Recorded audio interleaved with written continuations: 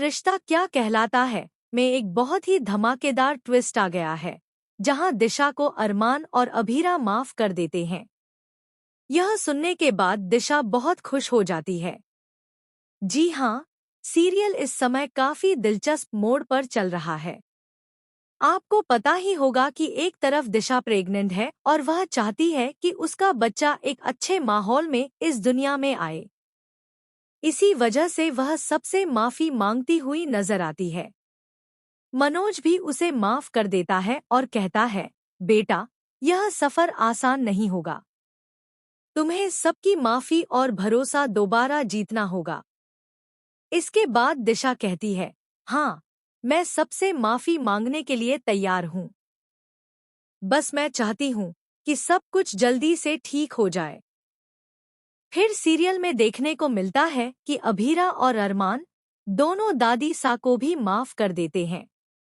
दादी सा हाथ जोड़कर अरमान के सामने खड़ी हो जाती हैं और कहती हैं, हम माफी के काबिल तो नहीं हैं, लेकिन हो सके तो हमें माफ कर देना।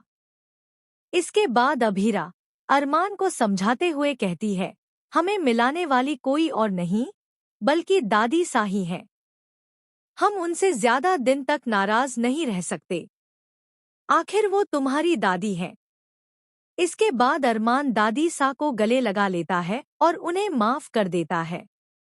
यहीं से कहानी में एक और बड़ा ट्विस्ट आता है। दिशा वहां आती है और कहती है, प्लीज भैया, भाभी, मुझे माफ कर दो।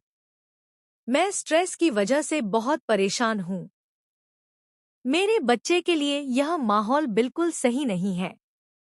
अगर मैं ऐसे ही तनाव लेती रही तो कहीं उसे कुछ हो न जाए।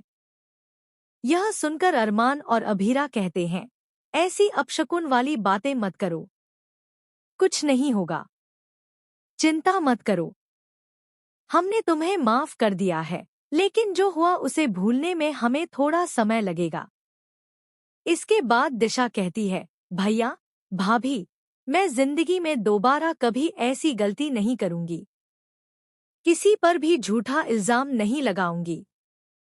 बस इस बार मुझे माफ कर दो। मेरे किए की सजा मेरे बच्चे को मत दो। इसके बाद अरमान और अभीरा दोनों उसे माफ कर देते हैं। तो भाई, आने वाले एपिसोड्स काफी इंटरेस्टिंग होने वाले हैं।